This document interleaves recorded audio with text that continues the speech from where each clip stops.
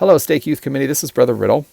I've been having lots of thoughts about you all this morning, especially in your responsibility to take the lead in planning our Stake Youth Conference. You know, we've been learning a lot from President Nelson and from our apostles and from other general authorities about this renewed emphasis to let the youth lead. And as adults in this process, we are just trying to make sure that we do that well. We definitely, on one hand, don't want to get in the way. We want to make sure that you feel empowered, that you feel that you have the ability to seek your own revelation and to make your own decisions in regards to putting together the Stake Youth Conference for you and for other youth.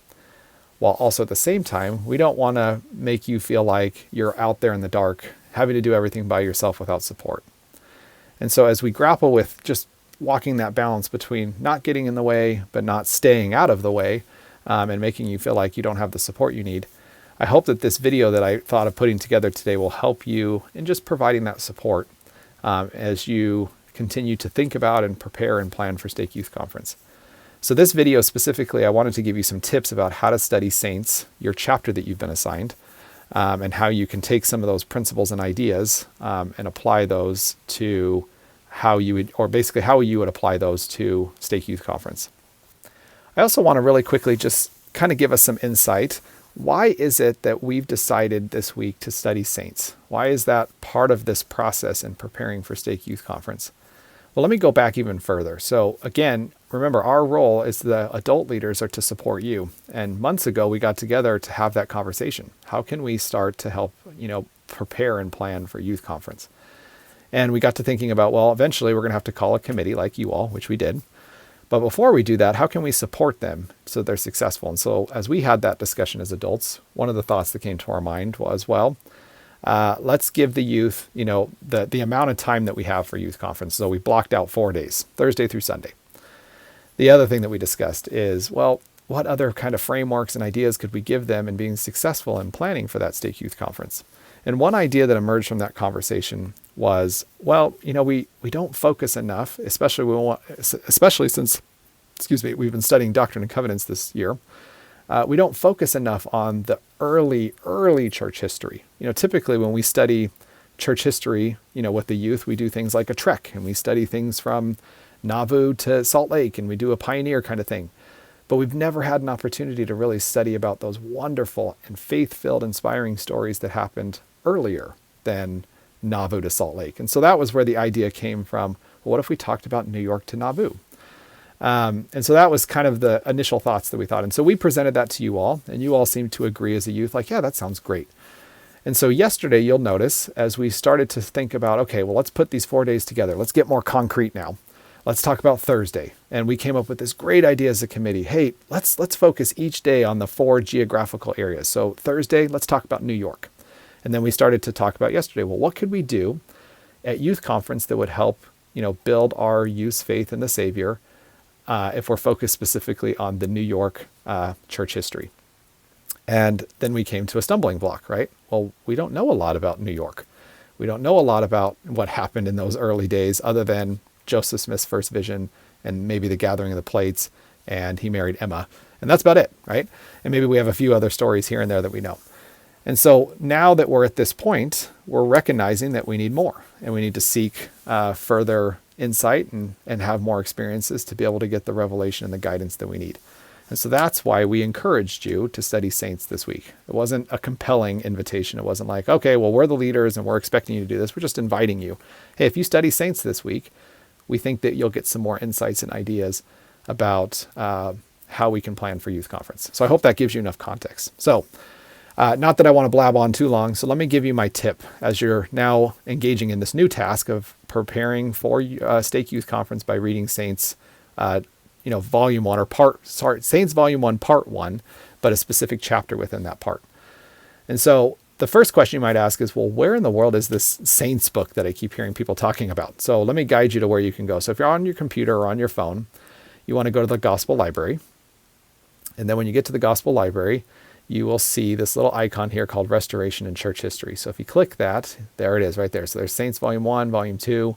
They're actually going to make 4 volumes in total. And so we're going to study Saints Volume 1. And so we asked you, or encouraged you this week, or invited you this week, to look at chapters 1 through 8, because this era is the New York era. And so we can really dive deep into what happened during that time period. And so each of you have been assigned a chapter. And so now I want to give you my tip. So, okay, I'm going to read this chapter, and then what? What do I do with that?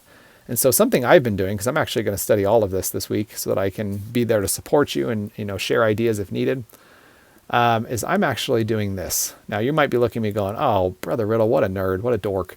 I know I'm an academic and I'm a big school nerd buff kind of person, but I just thought maybe this would help you as you read and study, your chapter this week. And so what I'm doing is I created this little table for myself. And so as I read chapter 1, I'm recording which chapter I'm reading, and then I'm recording the events of the restoration.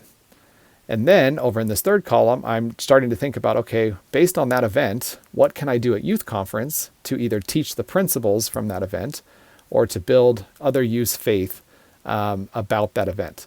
Or what about that event can I use to build youth faith? Sorry, that's a better way to put it. And so as an example, as I was reading this morning in chapter 1, the very first event that I believe started the restoration was this erupting of the Tambora volcano in the Pacific Islands, I believe is where it was. And so that eruption actually caused really strange weather patterns across the globe that eventually affected the Smith family, who were living in Vermont and trying to farm and be successful farmers, and they just were not having much success at all. And so that eventually caused them to have to leave Vermont and go to New York. And obviously we know the story goes, Joseph needed to be in New York because that's where the plates were, and that's where the restoration would begin. But it began way before he got to New York. It began right here in Vermont. And so as I read that, I started thinking about, okay, well, what can I take from that experience that might build, other youth's faith in the Savior? And so some thoughts that came to my mind in just writing this down. I thought it's neat that the Smith family, they couldn't, as we learned in the Doctrine and Covenants this week, they couldn't behold with their natural eyes the design of God concerning those things which would come hereafter. They didn't know that the Lord was kind of leading them in the direction towards starting the restoration. And sometimes we don't know that. And I put that down. We may not always be aware of how the Lord's preparing us to take part in his restoration. But the lesson we can learn is, like the Smith family, we can embrace new experiences with faith. And so I think about that principle and I think, man, how could we help youth learn that same principle? How could we help youth learn that it's really important that we just trust in the Lord, that he's got a plan for us, that we just need to move forward in faith and all things will work out for our good? Maybe we could do that with an activity, or maybe we could do that through a quick devotional on Thursday morning. And so I'm just jotting down some ideas. This might not be what we actually do on Thursday, but I'm doing the work of trying to receive revelation. And I really believe, and I've seen this in my own life, as we do something like this, and we start putting forth and exercising our faith, as President Nelson asked us to do at General Conference, to become a more diligent, engaged learner, I believe the Lord will guide us to that idea or those ideas that we will need for our Thursday portion of Stake Youth Conference. So I hope this helps. That's all. I'm just offering you support. If you're like, there's no way, that's so confusing to me, I can't do that, that's fine. I just thought I'd give you a quick tip and an idea that might help you start thinking about things that will help you in preparing for Stake Youth Conference. So have a great week. Have a good studying of your chapter, and I hope that you are able to engage and get some great ideas. And I look forward to our council this upcoming Sunday to see what we come up with. Talk to you then.